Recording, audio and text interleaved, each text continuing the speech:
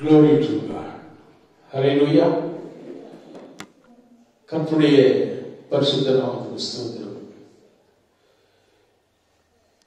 பிதாவாகிய தேவனாலும் கர்த்தராகிய இயேசு கிறிஸ்துவினாலும் அனைவருக்கும் கிருபை இரக்கமும் சமாதானமும் உண்டாவதாக. ஹல்லேலூயா. இன்றைய நாளிலும் நாம் தியானிக்கும்படியாக தெரிந்து கொண்டதான வேத வசனம் சங்கீதம் 51 4வது வசனம். அதனுடைய முதல் பாகத்தை நாம் வாசிப்போம். தேவரீர் ஒருவருக்கே விரோதமாக நான் பாவம் செய்து உமது கண்களுக்கு முன்பாக பொல்லாதானதை நடப்பித்தேன். அல்லேலூயா. இந்த சங்கீதம் ஒரு பாவ அறிக்கை சங்கீதம். பாவத்தை அறிக்கை செய்து அதை நாம் நினைச்ச வேண்டும், விட்டுவிட வேண்டும் என்பதுதான் ஒரு உண்மையான ஒரு சுவிசேஷத்தினுடைய ஆசீர்வாதம். ஒவ்வொருவரும் நாம் நம்முடைய பாவத்தை அறிக்கை செய்ய வேண்டும். பாவத்தை மறைக்கிறவன் வாழ்வடைய மாட்டான் என்று சொல்லி வேதம் சொல்கிறது. பாவ அறிக்கை மிக மிக முக்கியமான ஒன்று. தாவீது இந்த சங்கீதத்திலே தன்னுடைய பாவத்தை அவர் அறிக்கை செய்கிறார். அறிக்கை செய்வது மாத்திரமல்ல, அவர் ஒரு சுத்திகரிப்பை ஆண்டவரிடத்திலே கேட்கிறார். 2வது வசனம் சொல்லுகிறது, என் அக்கிரமம் நீங்க என்னை முற்றிலும் கழுவி என் பாவம் அற என்னை சுத்திகரியும் என்று ஒரு சுத்திகரிப்பை விரும்பி அவர் ஜெபிக்கிறார். நாம் எப்படிப்பட்டவனாய் இருக்க வேண்டும்? நான் எப்படிப்பட்டவனாய் இருக்க வேண்டும்? இப்பொழுது நான் எப்படிப்பட்டவனாய் இருக்கிறேன் என்பதை உணர வேண்டும். இன்னைக்கு அநேகர் நாம் செய்வது பாவம் என்று நினைப்பதே கிடையாது. எல்லாத்துக்கும் ஒரு இது வச்சிருப்பாங்க. என்ன வச்சிருப்பாங்க? அவங்க செய்த தப்புக்கெல்லாம் ஒரு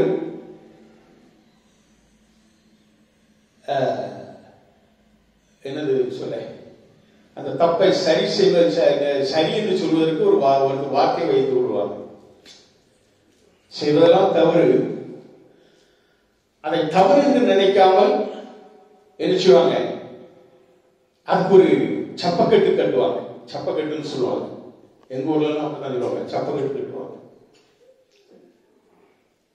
செய்த தப்பை உணராதபடி, செய்த தப்பை நினைத்து வருந்தாதபடி இருக்கிற அநேகரை நான் பார்த்திருக்கிறேன். வெளிப்பார்வையிலே நல்ல ஒரு கிறிஸ்தவர்கள் சர்ச்சைக்கெல்லாம் ஒழுங்கா வருவாங்க, சிலர் வேதம் கூட வாசிப்பாங்க. ஆனால் செய்த தவறை அதை அறிக்கை செய்து அதை விட்டுவிட வேண்டும், செய்த தவறை உணர்ந்து அதை என்ன செய்ய வேண்டும், அதிலிருந்து விடுவிட வேண்டும் என்று நினைப்பது கிடையாது. ஒரு உணர்வுள்ள இருதயம் வேண்டும். பாவத்தை விட்டுவிடுவதற்கு ஒரு உணர்வு வேண்டும், உணர்வுள்ள இருதயம் வேண்டும். அதைத்தான் இங்கு சங்கீதக்காரன் சொல்கிறார். தேவனே, உமது கிருபையின்படி எனக்கு இறங்கும், உமது மிகுந்த இரக்கங்களின்படி என் மீறுதல் நீங்க என்னை சுத்திகரியும் என்று சொல்லிவிட்டு 3வது வசனத்தை சொல்கிறார், என் மீறுதல்களை நான் அறிந்திருக்கிறேன். என் மீறுதல்களை அறிந்திருக்கிறேன், என்னுடைய தப்பை நான் அறிந்திருக்கிறேன். நீங்க தப்பு பண்ண யாரையாவது நீங்க சுட்டி காமிச்சு நீங்க அவங்கள சொல்லுங்க, ஐயோ அதெல்லாம் ஒண்ணும் இல்லை, நான் அப்படி சும்மா ஒரு இதுக்கு அப்படி செய்தேன் என்று சொல்லி அதுக்கு என்ன செய்வாங்க, அதுக்கு ஒரு விளக்கத்தை கொடுத்து அவங்க வீட்டில் போயிடுவாங்க. ஆனால் தவறை உணர வேண்டும், அதற்கு ஒரு உணர்வுள்ள இருதயம் வேண்டும். அந்த தவறை உணர்வுள்ள இருதயத்தோடு நீ அதை அறிந்தால்தான் அந்த தவறை நீ விட்டுவிட ஏதுவாகும். சும்மா இருந்தனே, நான் இயேசுவின் ரத்தத்தால் கழுவப்பட்டேன், நான் மூழ்கி ஞானஸ்தானம் எடுத்து விட்டேன் அப்படின்னு சொல்லிட்டு நீ பழைய பாவத்திலேயே உன் போக்கிலேயே நீ போனா அந்த இது உன்னுடைய பாவம், வேதம் சொல்கிறது பாவம் உன் வீட்டு வாசல்படியில் படுத்திருக்கும் என்று சொல்லி ஆதியாகமம் 4:4 சொல்லுகிறது. பிள்ளைகள், பாவம் வீட்டு வாசப்படியிலே படுத்துக்க. நீ வெளியில போகும்போது அந்த பாவம் உன்னை பின்னல தொடர்ந்து உன்னை என்ன செய்யும்? கண்ணீரை சிக்க வைக்கும். நீ கண்ணீர் அகப்பட்டுக் கொள்வாய். நீ விரும்பிய விரும்பாமலையோ போய் விழுந்துடுவாய். அது பாவம், நீ செய்யக்கூடிய பாவம். பாவத்தின் சம்பளம் மரணம் என்று வேதம் சொல்லுகிறது. ஆனா நமக்காக, நம்முடைய பாவத்திற்காக ஒருவர் மரித்தார். ஏசாயா 6ஆம் அதிகாரம் 10-11 வசனங்களை நாம் வாசிக்கும் பொழுது அங்கு நாம் பார்க்கலாம். ஏசாயா ரோமர் ரோமர்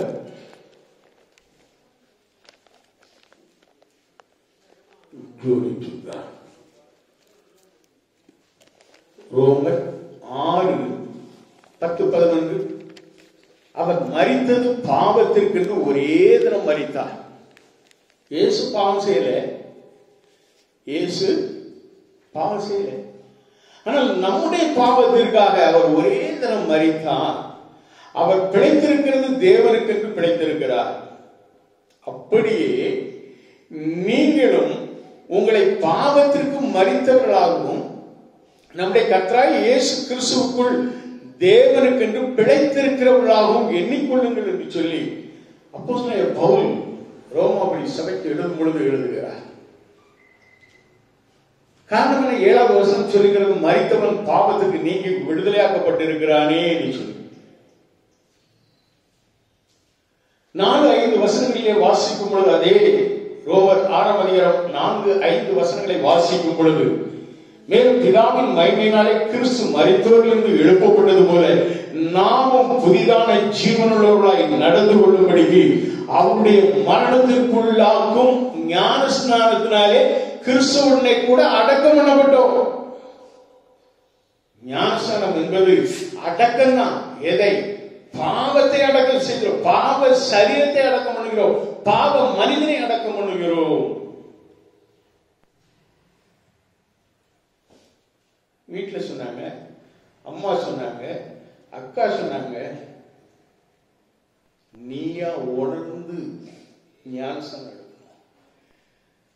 இல்ல, நீ ஞானஸ்நானம் எடுத்ததை நீ உணரணும். இயேசு அவருக்கு நமக்காக அடிக்கப்பட்டு நமக்காக மரித்தார். அதை நீ உணரணும். அவர் சிந்திய ரத்தத்தினாலே நாம் கழுவப்படுகிறோம்.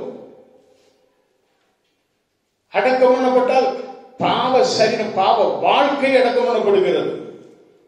அதைத்தான் 6:5 வாசிக்கும் பொழுது, ஆதலால் அவருடைய மரணத்தின் சாயலில் நாம் இணைக்கப்பட்டவர்களானால் அவருடைய உயிர் தழுதலும் சாயலிலும் இணைக்கப்பட்டிருப்போம் என்று சொல்லி வேதம் சொல்லுகிறது. இயேசு எப்படி மரித்து உயிர்த்திருந்தாரோ அதை போல இந்த பாவ சரீரத்தை, பாவ வாழ்க்கையை, பாவத்தை நாம் அடக்கம் செய்துவிட்டு என்ன செய்கிறோம்? நீதிக்காக பிழைக்கிறோம் என்று அறிந்தவர்களாய் நாம் வாழ வேண்டும். அதுதான் உண்மையான ஒரு வாழ்வு, பாவத்தில் இருந்து விடுதலை பெற்ற வாழ்வு. அருமையான தேவனுடைய பிள்ளைகள், சங்கீதக்காரர் சொல்கிறார்,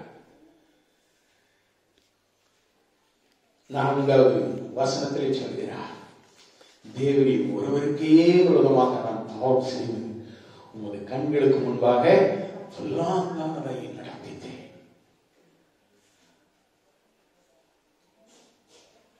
ஒரு பாவம் அடுத்த ஒரு பாவத்திற்குள் தள்ளியது. அவன் செய்த முதல் பாவம் என்ன தெரியுமா?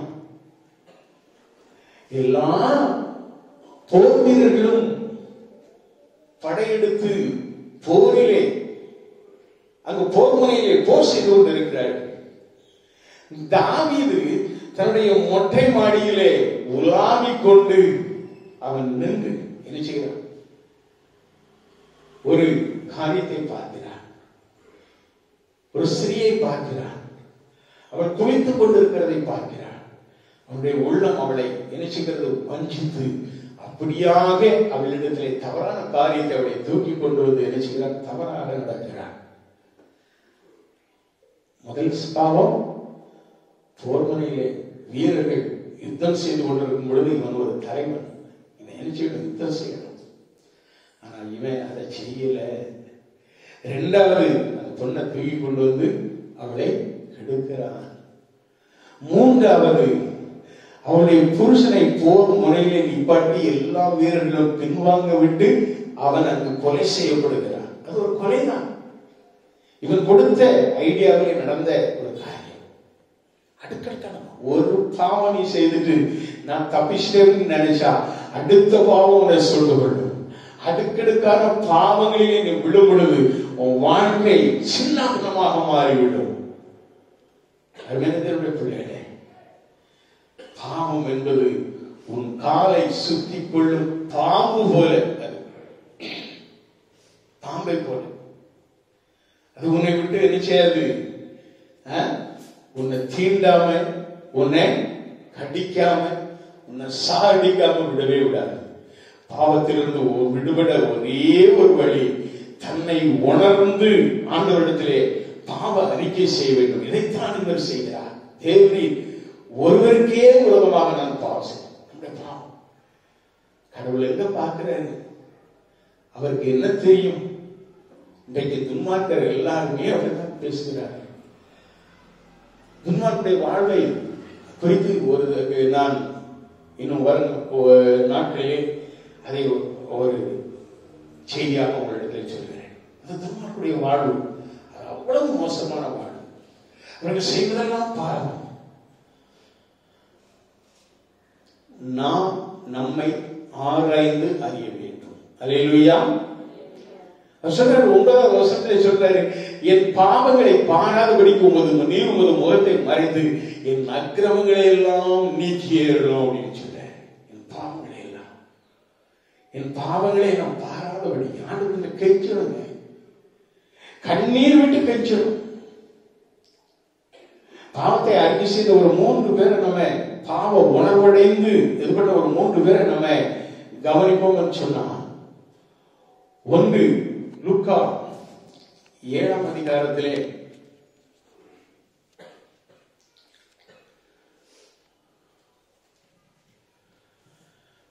36 50 வரை வாசிக்கும் பொழுது அங்கு ஒரு சகோதரியை நாம் பார்க்கிறோம். அதுல 38வது வசனத்தை வாசிங்க. லூக்கா 7ஆம் அதிகாரம் 38வது வசனம். அவருடைய பாதங்களின் அருகே பின்னாக நின்று பணிந்து கொண்டு அழுது கொண்டு அவருடைய பாதங்களை கண்ணீரினால் நனைத்து தன் தலைமயிரினால் துடைத்து அவருடைய பாதங்களை முத்தம் செய்து பரிமள தைலத்தை பூசினாள். யார் அவள்? அவள் ஒரு பாவியான ஸ்திரீ என்று சொல்லி வேதம் சொல்லுகிறது. அவளை குறித்து இவள் ஒரு பாவியான ஸ்திரீ அல்லவா, இவள் இதை செய்கிறாளே என்று சொல்லி அவளை குறித்து அநேகம் திட்டிக் கொண்டிருக்கிறார்கள் அந்த வேளையிலே. ஆனால் இயேசு கிறிஸ்து அவளை பார்த்து சொல்கிறார், நான் உங்கள் வீட்டிற்கு வந்து முதற்கொண்டு நீங்கள் ஏதாவது எனக்கு செய்தீர்களா? நீங்கள் ஏதாவது எனக்கு செய்தீர்களா? ஆனால் இந்த ஸ்திரீ இவள் என்ன செய்தாள்? என்னை என் பாதத்தை தன்னுடைய கண்ணீரினாலே நனைத்து என் பாதத்தை முத்தமிட்டு தன்னுடைய தலை முடியினாலே அதை துடைத்து பரிமள தைலம் பூசி என்ன செய்கிறாள்? என்னை முத்தமிட்டு கொண்டிருக்கிறாள், என் பாதத்தை முத்தமிட்டு கொண்டிருக்கிறாள். அப்படிப்பட்ட அந்த சகோதரி அவளை பார்த்து ஆண்டவர் சொல்கிறார், 47வது வசனத்திலே, ஆதலால் நான் உனக்கு சொல்லுகிறேன், இவள் செய்த அநேக பாவங்கள் மன்னிக்கப்பட்டது, இவள் மிகவும் அன்பு கூர்ந்தாளே, எவனுக்கு கொஞ்சம் மன்னிக்கப்படுகிறதோ அவன் கொஞ்சமாய் அன்பு கூறுவான் என்று சொல்லி அவளை நோக்கி, உன் பாவங்கள் உனக்கு மன்னிக்கப்பட்டது என்றார். அல்லேலூயா. இயேசு கிறிஸ்துவுடைய பாதம் பணிந்து அவரை பாதங்களை முத்தமிட்டு, அப்படின்னா என்ன? பாதத்திலே வானம் எனது சிங்காசனம், பூமி எனது பாதப்படி என்று சொன்னார். இது ஆண்டவருடைய பாதப்படி, தேவன் நமக்கு கொடுத்திருக்கிற ஆண்டவருடைய பாதப்படி. இது கடந்து வந்து நாம் ஆண்டவருடைய சமூகத்திலே நாம் ஆண்டவரை பணிந்து குனிந்து தொழுது கண்ணீர் விட்டு கதறி நம்முடைய இருதயத்தை பாவ அறிக்கையோடு ஊற்றிவிட வேண்டும். அந்த சகோதரி செய்ததான் கண்ணீர் விட்டு கண்ணீரான அவருடைய பாதத்தை கழுவுகிறார். மாத்திரமில்லை, உயர்ந்த பரிமள தைலத்தை அவருடைய பாதங்களிலே சரீரத்திலே பூசுகிறார். அல்லேலூயா. தேவனுடைய பிள்ளைகளே, உன்னிடத்தில் விலை உயர்ந்தது என்னது இருக்கிறது? உன் ஆத்மாவை ஊற்று, உன் ஆத்மாவை ஊற்று, ஆண்டவருடைய பாதப்படியிலே ஊற்று. அவசரனுடைய பாவத்தை நீ அறிக்கை செய், கண்ணீரோடு ஆண்டவரிடத்திலே சொல். அப்பொழுது உன் பாவங்கள் உனக்கு மன்னிக்கப்படும், உன் பாவங்கள் உனக்கு மன்னிக்கப்பட்டது என்றார். அவன் சோதர 50வது வசனம் சொல்கிறது, அவர் ஸ்திரீயை நோக்கி, உன் விசுவாசம் உன்னை ரட்சித்தது, சமாதானத்தோட போ, நீ பாவம் ரட்சிக்கப்பட்ட அவனுக்கு சமாதானம் வந்துடும். அல்லேலூயா. உன்னால சமாதானம் இழந்த குடும்பம் சமாதானத்துக்குள்ள வந்துடும். ஒரு அல்லேலூயா சொல்லுவோமா?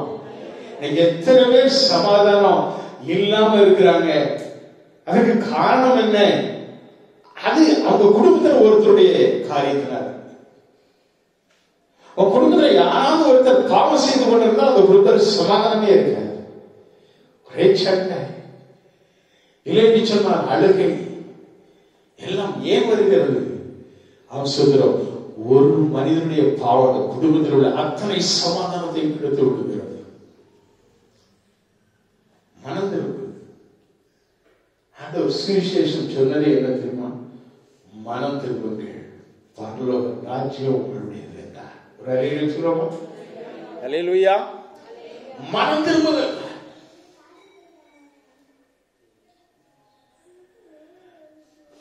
ஆபகுக்கு தீர்க்கதரிசியின் புத்தகம், யோவேல் தீர்க்கதரிசி புத்தகம் 2ஆம் அதிகாரம் 13வது வசனத்தை வாசிக்கும் பொழுது, யோவேல் 2:13 நீங்கள் வாசிக்கும் பொழுது, நீங்கள் உங்கள் வஸ்திரங்களை அல்ல, உங்கள் இருதயங்களை கிழித்து உங்கள் தேவனாகிய கர்த்தரிடத்தில் திரும்புங்கள். அவர் இரக்கமும் மன உருக்கமும் நீடிய சாந்தமும் மிகுந்த கிருபையும் உள்ளவர், அவர் தீங்குக்கு மனஸ்தாபப்படுகிறவருமாய் இருக்கிறார். அல்லேலூயா. அல்லேலூயா. ஸ்தோத்திரம். தம்பி இப்படி வந்து உட்கார்றான், பாருங்க, மருத்துவ மறைவில் உட்கார்ந்துட்டு அங்கிட்டு எட்டி பாரு. அடுத்த வாரம் அந்த சோஃபா எடுத்து வந்து சைடு போட்டுருக்கான். அந்த சோஃபா கிடக்கிறான். Glory to God. Hallelujah. அருமையான தேவனுடைய பிள்ளைகளே, மனஸ்தாபப்படணும். நம்முடைய ஆண்டவர் நம்மை குறித்து மனஸ்தாபப்படுகிறவராய் இருக்கிறார். அவர் தீங்குக்கு மனஸ்தாபப்படுகிற கர்த்தர், உனக்கு வரும் தீங்குக்கு மனஸ்தாபப்படுத்துகிற கர்த்தர். நீ அழிந்து போகாதபடிக்கு நீ என்ன செய்ய வேண்டும்?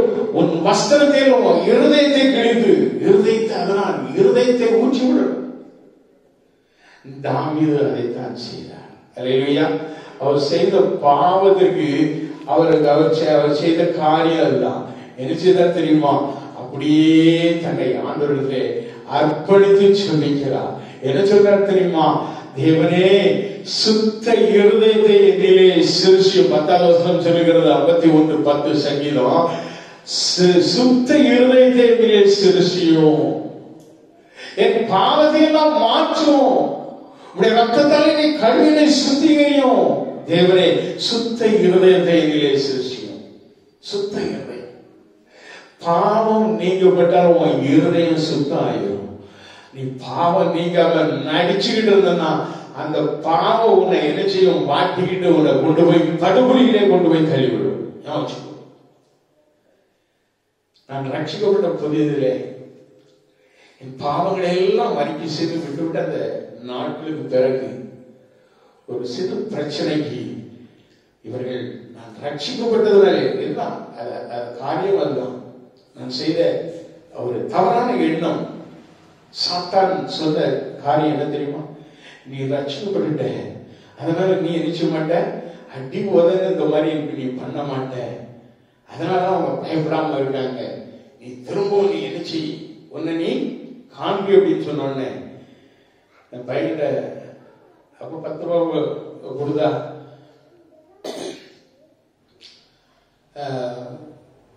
ஒரு அரை பாக்கெட் சிகரெட் வாங்கிட்டு வர சொன்னேன். அரை பாக்கெட்டு, ஏன்னா அந்த சிகரெட் அடிச்சு அப்படி அப்படி அப்படி எதுவும் அப்படி புகையை விட்டுக்கிட்டு பாரு அப்படின்னு சொல்லணும் அப்படின்னு சொல்லிட்டு ஒரு அரை பாக்கெட் சிகரெட் வாங்கிட்டு வர சொன்னேன். அரை பாக்கெட் சிகரெட் 4 ரூபா 50 பைசா தான். அப்போ கோல்ட் பிளாக்கு ஃபில்டர்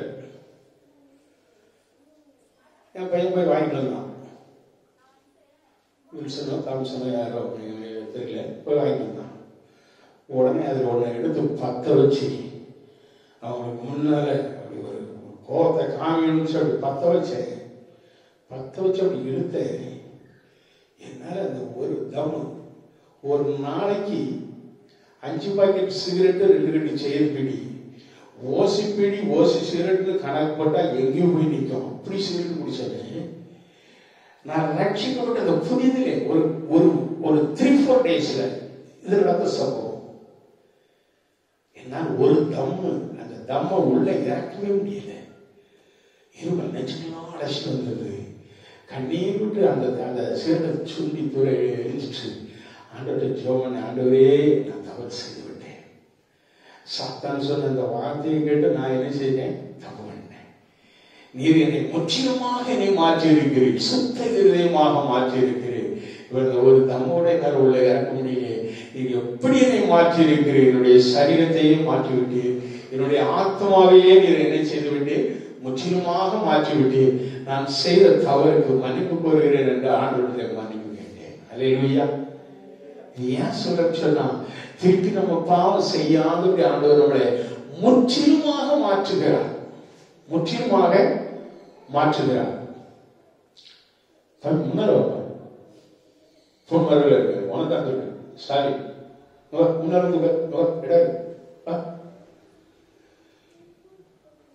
முற்றிலுமாக மாற்றுகிறார். அதுதான் ஆண்டவருடைய காரியம். ஏன்னா கொஞ்சம் கொஞ்சம் லேசா சுத்திகரிச்சுட்டு விட்டுறல முழுவதும். அதனால்தான் அவர் சொல்றாரு, தேவனே சுத்த இருதயத்திலே தாரும், நிலைவரமான ஆவியை என் உள்ளத்திலே புதுப்பியும். அடுத்த வருஷத்துல சொல்றாரு, பரிசுத்த ஆவியை என்னிடத்திலிருந்து எடுத்துக்கொள்ளாமல் மீறும் என்று சொல்றாரு. பாருங்க, ஒரு சமூகத்தை விட்டு என்னை தள்ளாமலும் ஒரு பரிசுத்த ஆவியை என்னை விட்டு எடுத்துக்கொள்ளாமலும் வரும். தேவனுடைய பிள்ளைகளே, தாவீது பரிசுத்த ஆவியை பெற்றவன். அவன் எப்பொழுதும் ஆண்டவரை துதித்து பாடிக்கொண்டே இருப்பவன். ஆனால் அன்று அவன் அதை பாடவில்லை, அன்று அவன் துதிக்கவில்லை. எல்லாரும் போர்முனையிலே யுத்தம் செய்து கொண்டிருந்த பொழுது தாவீது ஜெபிப்பதை மறந்துவிட்டு உலாவி கொண்டிருந்தான் மொட்டை மாடியிலே. அப்பொழுதுதான் அவன் பாவத்துக்குள்ளானான்.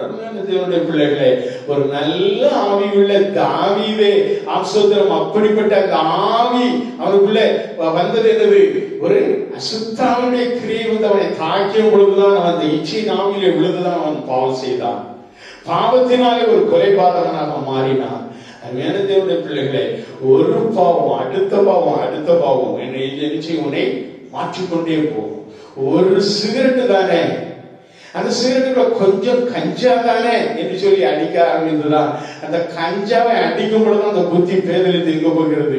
இன்னும் பலவிதமான தவறான பாவங்களுக்குள்ளே வருகிறது. ஒரு முறை என்னை அடிக்க வேண்டும் என்று ஒரு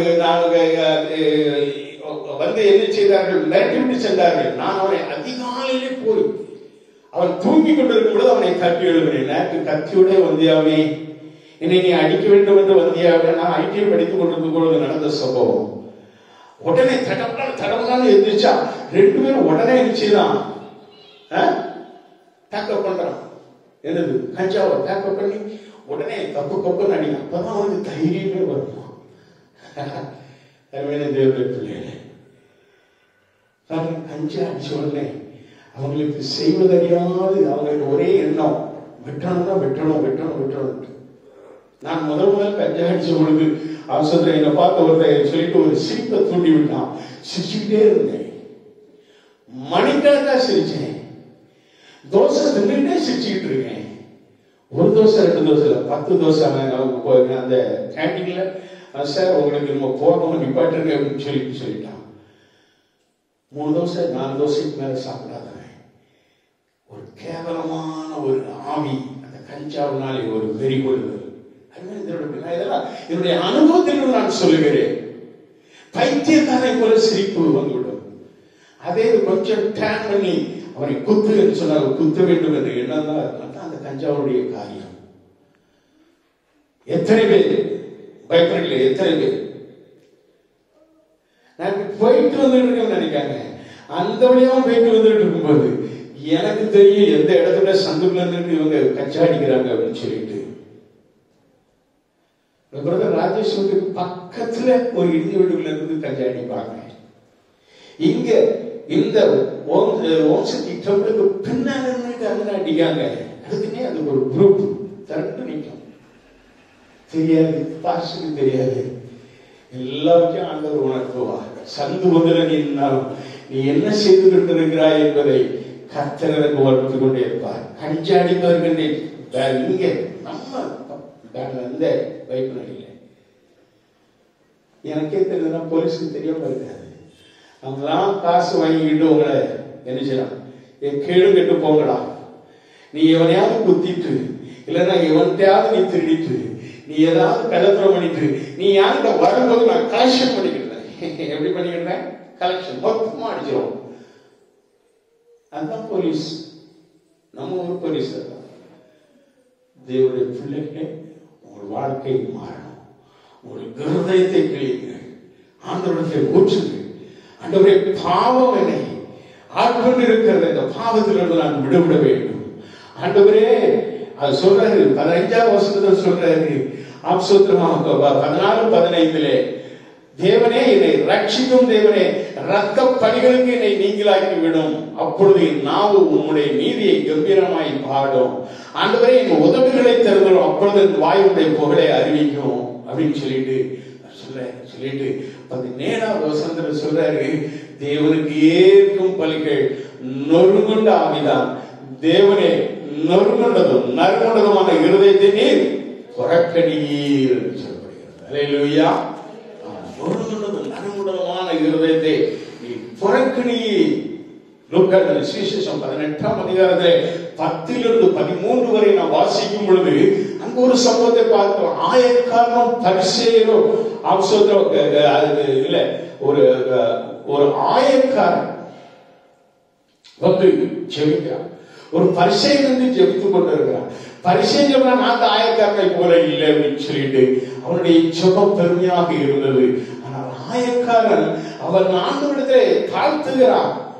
ஆண்டவரே, வானிலே அடித்து கொண்டு வானத்துக்கு ஏறெடுக்க அவருடைய கண்கள் துணியவில்லை என்று சொல்லி வேதம் சொல்லுகிறது. வானத்துக்கு ஏறெடுக்க, வானத்தை ஏறெடுத்து பார்க்க கூட அவருக்கு என்ன செய்யல, ஒரு துணிச்சல் இல்லை. தன்னுடைய நிலைமையை உணர்கிறான்.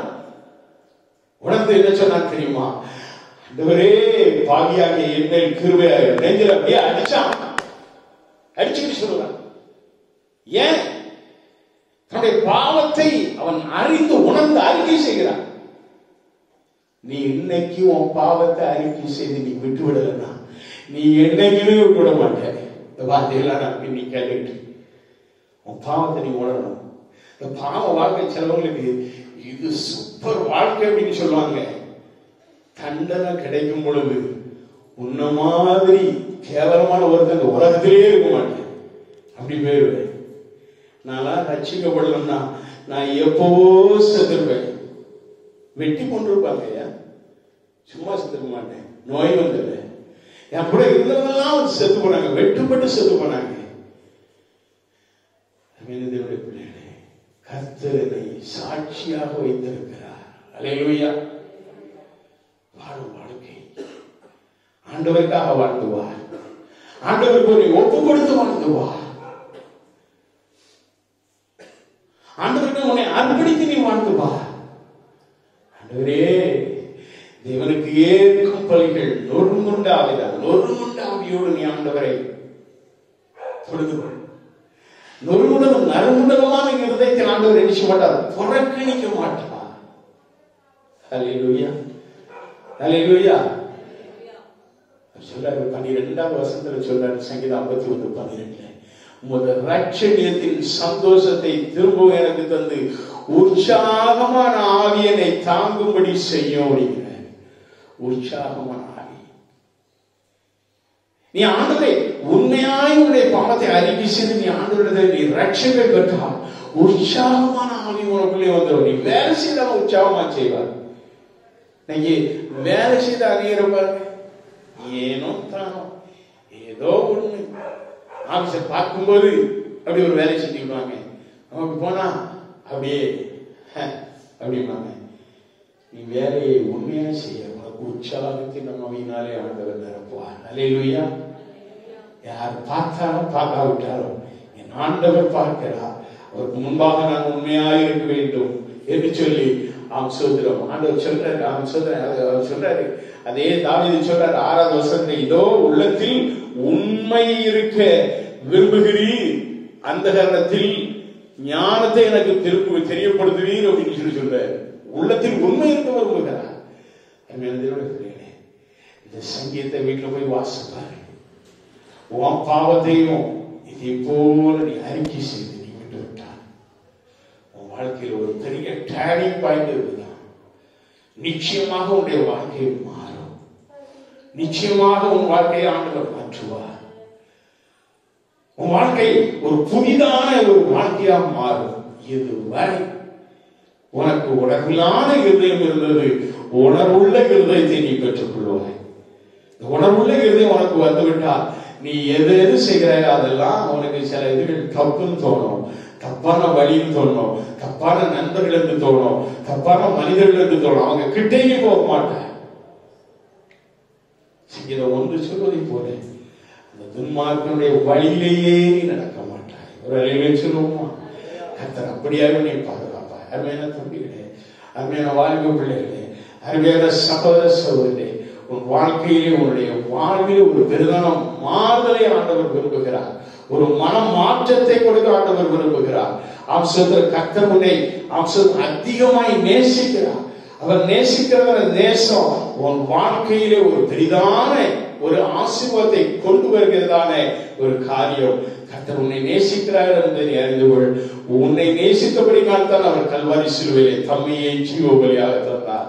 தம்மையே ஜீவபலியாக தந்தவர் உனக்கு ஆசீர்வாதத்தை கொடுக்காமல் இருப்பாரோ, உனக்கு பரிசுத்த ஆவியானவருடைய அபிஷேகத்தை கொடுக்காமல் இருப்பாரோ, ஆசீர்வாதம் நிச்சயமாக ஆண்டவர் உன்னை நன்றாய் பாதுகாத்து பராமரித்து உன்னை ஒரு புது வாழ்க்கையை தந்து உன் வாழ்க்கையை வளமாக்குவார், செழிப்பாக்குவார். அவருக்கே மகிமை உண்டாகட்டும். ஆமென். அல்லேலூயா. சோதரம் கர்த்தருக்கே மகிமை.